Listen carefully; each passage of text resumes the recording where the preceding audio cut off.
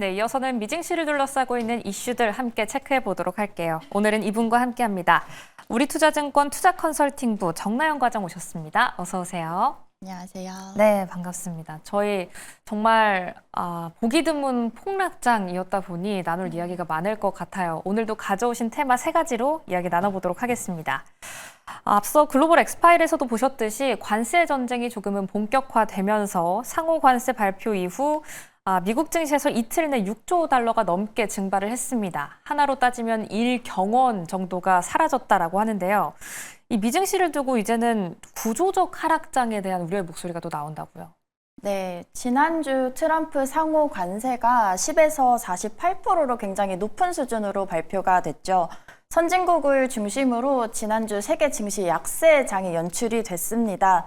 특히 미국 S&P 500 지수가 한 주 만에 9% 하락하면서 증시 하락이 더욱더 길고 그리고 깊게 진행될 수 있는 구조적 하락장에 대한 우려가 고조되고 있습니다. 참고로 우리가 이게 일시적 조정인지 또 이제 구조적 하락인지 이것을 좀 구분을 해봐야 되겠는데요. 좀 정의를 저희가 좀 짚어보면 증시 조정이라고 하는 것은 영어로는 correction이라고 하는데 지수가 고점 대비 보통 한 10% 정도 하락을 한 이후에 일시적으로 하락을 했다가 또 빠르게 반등하는 것을 의미를 합니다. 가장 최근의 예를 들어보면 지난 여름이었죠. 2024년 7월 16일을 고점으로 약 보름간에 걸쳐서 S&P 500 지수와 나스닥 종합지수 각각 8.5% 그리고 12.5% 하락한 것이 사례라고 할 수 있겠습니다. 그러면 이제 시장에서 우려하는 하락장, bear market이라고 하는데요. 지수가 고점 대비 20%에서 25% 정도 이렇게 하락을 하는 경우로 대체로 조금 더 장기적이고 그리고 이제 구조적인 영향에 기인했다라는 점에서 그 기간이 짧게는 몇 달에서 정말 길게는 수년간에 걸쳐 진행된다라는 점에서 시장 우려가 큽니다. 가장 최근에 또 사례를 들어보면 지난 2022년이었죠.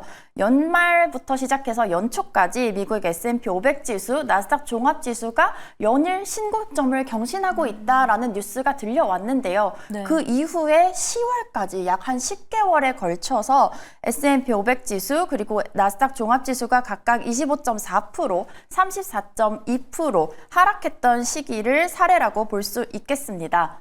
지난 4월을 기점으로 그렇게 따지면 이제 지금 S&P 500 지수가 4월 3일 날 5.97% 하락을 했고요. 네. 더군다나 이 수치는 코비드-19이라고 하죠. 코로나 대유행이 왔던 지난 2020년 3월 16일 이후에 5년 만에 최대 낙폭을 기록을 했습니다. 더군다나 나스닥 종합지수 4월 3일부터 4일까지 이틀 만에 11.4% 하락을 했는데요. 네. 지금 시장에서 우려하고 있는 것은 이 이틀간의 낙폭이 과거에 2000년 IT 버블, 2008년 글로벌 금융위기 그리고 더 전을 본다면 1987년 블랙 먼데이 이런 저희가 좀 기억하고 싶지 않은 네. 굉장히 큰 구조적 하락장의 초기와 굉장히 유사한 수준이라는 점에서 시장 우려가 더욱더 높아지고 있습니다. 과거에 S&P 500 지수가 고점 대비 낙폭이 20%에 가깝거나 아니면 그 이상으로 하락을 했던 횟수가 한 20회가 넘습니다. 제가 그 사례들을 조금 살펴봤는데요. 그 중에서도 금리 상승 그리고 기업이 감소와 같이 이런 이벤트에 따라서 주기적 하락장이 나타난 경우는 한 20% 정도의 낙폭에 그쳤지만 우리가 더욱더 또 우려하는 구조적 하락장이라고 한다는 것은 경기 침체를 수반했다라는 점이 특징입니다. S&P 500 지수가 경기 침체가 수반했던 2008년 글로벌 금융위기 같은 경우는 무려 49.5% 하락하면서 시가총액이 약 반토막으로 줄어든 셈인데요. 골드만삭스가 2022년에 발표한 리포트가 있습니다. 이 리포트를 참고를 해보면 과거 미국 증시 하락장의 낙폭, 하락 기간, 그리고 회복 기간에 따라서 일시적 조정, 주기적 하락장, 그리고 구조적 하락장으로 저희가 또 한번 구분을 해볼 수가 있겠습니다. 네. 시장이 가장 우려하는 이 구조적 하락장의 경우 미국 증시 전체 역사를 놓고 봤을 때 평균 낙폭이 무려 57%였고요. 평균 하락 기간이 42개월로 약 3년 반, 그리고 더 문제는 평균적으로 이 전고점까지 다시 회복하는 데 걸린 기간이 무려 111개월입니다. 거의 뭐 10년에 가까운 시기가 필요했다라는 얘긴데요. 네. 하지만 이제 과거와 그리고 최근의 경제적인 상황이 또 많이 달라져 있습니다. 그렇기 때문에 저희가 그나마 기간을 좀 좁혀서 1970년 이후로 본다라고 한다면 1973년 1차 오일 쇼크, 그리고 2000년 IT 버블, 2008년 금융위기가 대표적인 구조적 하락장이라고 볼 수 있겠고요. 가장 최근이었던 2008년 금융위기와 생각을 해보면 당시에 낙폭이 49.5%로 가장 컸지만 상대적으로 최근으로 올수록 하락 기간과 그리고 회복 기간은 점점 짧아지고 있습니다. 그렇지만 이렇게 짧아졌다 하더라도 하락 기간이 무려 17개월, 1년 반 정도 됐고요. 또 회복 기간도 49개월로 한 4년 정도가 걸렸습니다. 이런 특징들과 그러면 지금의 상황을 시장은 비교하려고 할 것입니다. 현 시점과 과거 이런 구조적 하락장 이런 것들을 비교를 해보면 이 트럼프발 관세라는 외부 충격이 지금 발생을 했고요. 네. 여기에 더불어서 코비드-19이라는 대규모 유동성 공급 때문에 2022년부터 2023년 동안에 미국의 인플레이션이 굉장히 높게 나타났습니다. 더군다나 여기에 대응해서 미국은 금리를 인상을 시켜왔죠. 이렇기 때문에 이 주기적 하락장 또는 구조적 하락장의 특징과 굉장히 유사한 상황이고요. 그렇다면 지금 시장에서는 주기적인 것이냐 구조적 하락장이냐를 구분하려고 하는데 네. 그 구분을 할 수 있는 지표가 그러면 미국이 경기 침체나 하강을 겪고 있는지, 그리고 마지막 하나로는 기업 이익이 혹시나 급감하고 있는지는 아닌가를 시장에서는 계속해서 확인하려고 하는 과정을 겪을 것이다 라고 생각을 합니다.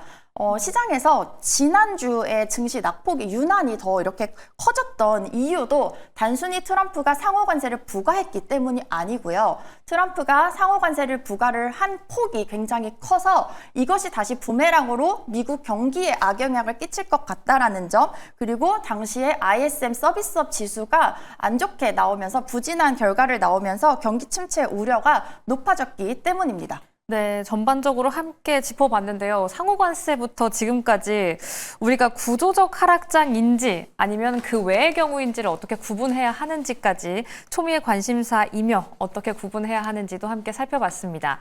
말씀해주신 것처럼 이 전체적인 미국의 경제가 어느 방향으로 가고 있는지를 확인을 하는 게 가장 중요하잖아요. 이번 주에는 PPI, CPI 발표도 앞두고 있고 또 당장 금요일부터 JP모건을 필두로 또 금융주의 실적이 발표되는데 이런 걸 통해서 그럼 한 번 더 확인을 거쳐야 하는 거죠? 네, 그렇기 때문에 이번 주에 또 가장 중요하게 보아야 할 것이 첫 번째가 말씀해주신 미국의 물가 지표가 되겠고요. 그리고 금리보다 제가 봤을 때 더 중요하게 지켜볼 것이 미국 경제 그리고 증시와 궤를 같이 하는 미국의 기업 실적이라고 생각을 합니다. 가령 이제 A라는 종목의 주가를 저희가 생각을 해보면 표현을 할 수 있는 것이 EPS에다가 PER을 곱한 것이 결국엔 기업의 주가다라고 볼 수 있겠는데요.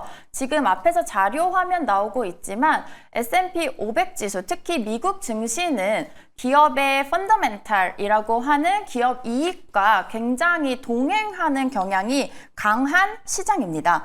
그만큼 기업의 펀더멘탈에 충실한 시장이다라고 저희가 표현을 하는데요. 이번 주 후반 미국 대형 은행주를 시작으로 1분기 실적 시즌이 시작이 될 예정입니다. 전통적으로 미국 증시의 실적 시즌 개막을 알리는 것이 미국 은행들인데요. 특히 은행의 주가, 은행의 실적이 이번 주에 있어서 특히 지금 시점에 있어서 더욱더 중요한 이유가 있습니다. 네. 일단 은행의 실적이라고 하는 것은 미국 가계 그리고 기업 이런 민간 부문에서 얼마나 저축과 소비를 하고 또 대출을 일으켜서 여기에 대해서 얼마나 상환을 잘 하는지를 나타냅니다. 그렇기 때문에 미국의 경기 상황을 굉장히 잘 보여주는 업종이라는 점에서 경기 침체 우려가 심한 지금 상황에서 더욱더 그 의미가 있겠고요. 그러면 우리는 어떤 것들을 지켜봐야 되는가라고 좀 궁금하실 수 있을 것 같은데요. 네. 일단 저희가 YOY라고 하죠. 전년 동기 대비 성장률이 있습니다. 작년 1분기 대비 이번 1분기 실적이 어떻게 변화했는지 변화했는가는 계절성을 제거해주는 효과가 있습니다. 계절성 없이 얼마나 경기가 작년 대비 올해 변화했는가를 저희가 살펴볼 수 있는 지표가 되겠고요. 또 이제 QOQ, 전 분기 대비 얼마나 이익이 변화했는가는 작년 4분기 대비 이번 1분기라는 점에서 네. 연말을 지나고 난 이후에 얼마나 빠르게 또 미국 경기가 변화를 경험하고 있는가를 가늠해 볼 수 있는 지표입니다.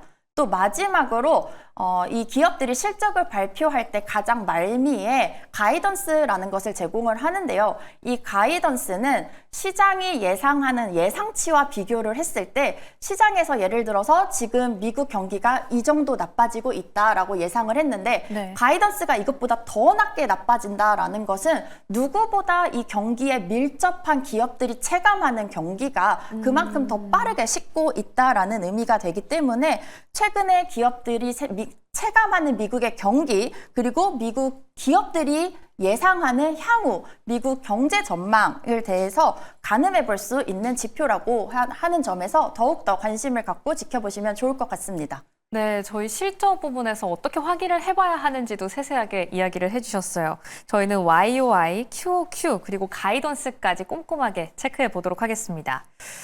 이렇게 실적을 확인을 해봐야 할 텐데 사실 지금까지의 미국 실적에 대한 걱정보다 앞으로의 미국 기업 실적에 대한 걱정이 드는 게 관세 전쟁이잖아요. 이게 계속 왔다 갔다를 하다 보면 어쩔 수 없이 기업들이 피해를 보게 되는 건데 이런 우려 가운데 상호관세 발표 이후 중국이 또 보복관세로 대응을 하면서 점점 글로벌리 좀 우려감이 커지고 있습니다. 각국은 어떻게 대응을 하고 있는지 간략하게 한번 짚어주신다면요. 네, 지난주 트럼프 상호관세 발표 이후에 당일날 사실 중국은 빠르게 보복 조치 단행을 발표를 했습니다. 이후에 이제 유럽 연합도 어떻게 대응을 할 것인지 좀 일정이 나왔는데요. 아무래도 중국의 반응을 살핀 이후에 좀 보복적으로 대응 방안을 잡고 있는 것으로 추정을 해볼 수가 있겠습니다. 우선 4월 7일 유럽연합 집행위원회에서 보복관세 품목을 결정을 할 거고요. 4월 9일 이 품목들에 대해서 회원국의 표결이 있을 예정입니다. 회원국 표결에서 통과가 된다라고 한다면 유럽연합은 미국에 대해서 4월 15일과 5월 15일 이렇게 두 차례에 걸쳐서 보복관세를 시행한다라는 방침인데요. 상대적으로 높은 관세율을 부과받은 동남아 국가들의 대응도 좀 관심이 쏠리고 있습니다. 네. 저희 앞에서도 좀 나왔지만 베트남 같은 경우는 굉장히 발빠르게 미국과 좀 협상을 하는 모습이 나타나기도 했지만 네. 사실 미국 그날 장을 살펴보면 미국에서는 이 베트남과의 협상보다는 중국을 필두로 한 보복에 조금 더 우려를 표하는 모습입니다. 이렇게 미국 동남아 국가들은 미국과 개별적인 협상을 진행하는 것처럼 보이지만 그러면서도 이 동남아시아 국가 연합, 아세안 국가들이죠. 회원국들이 모여서 공동 대응을 논의할 예정입니다. 이렇게 공동으로 대응을 한다는 것 자체가 개별 국가가 가져갈 수 있는 협상력이 적기 때문에 협상력을 높이기 위한 방안이고 네. 그렇다라고 한다면 보복 조치에 대한 우려가 더욱더 높을 수밖에 없는 상황입니다. 네, 아무래도 각 나라가 하나 대응하기보다 한 번에 묶어서 대응을 한다라고 할까요? 이렇게 표현을 하는 게 맞는지 모르겠지만 그렇기 때문에 그만큼 좀 파급력을 더 눈여겨볼 필요가 있는 거겠죠. 네, 이렇게 전반적으로 세 가지 이슈를 함께 정리를 해봤는데요. 그렇다면 개장을 앞두고 우리 증시는 어떻게 준비를 해봐야 하는지도 궁금해지고 있습니다. 우리 증시 그래도 지난주에는 일부 국내 불확실성을 해소를 하긴 했지만 그래도 이번 주 한 주도 걱정이 되고 있거든요. 이번 주는 좀 어떤 생각을 하면서 대비를 해보면 좋을까요? 네, 지난 금요일 코스피 지수가 0.86% 하락에 그쳤죠. 하지만 그날 밤 미국 증시에서는 필라델피아 반도체 지수 7.6% 하락했고요. 아이셔즈 MSCI 한국시장 ETF도 3.56% 하락했습니다. 아무래도 오늘 우리나라 증시 지난 금요일 날 미국에서 발생한 5년 만의 급락 그리고 주말 동안 높아진 이 구조적 하락장에 대한 우려 반영하면서 약세 출발할 가능성이 높다라고 보고 있습니다. 여기에 주중에는 변동성이 계속해서 심화될 가능성이 높은데요. 이유를 중심으로 저희가 앞에서 살펴봤던 보복 관세에 대한 대응 살펴보면서 변동성 높게 나타날 가능성, 그리고 마지막으로 11일 미국 대형 은행을 시작으로 이 실적 시즌을 확인하기 전까지 시장은 좀 마음을 놓기가 어려울 것이다라고 생각을 합니다.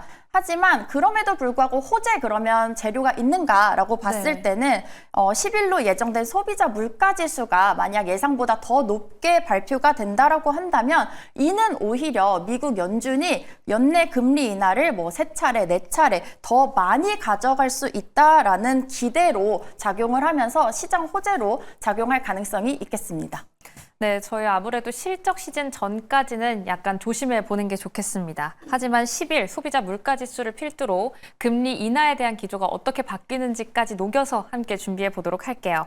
그럼 오늘 도움 말씀 여기까지 듣도록 하겠습니다. 지금까지 우리투자증권 투자컨설팅부 정나영 과장과 함께했습니다. 고맙습니다.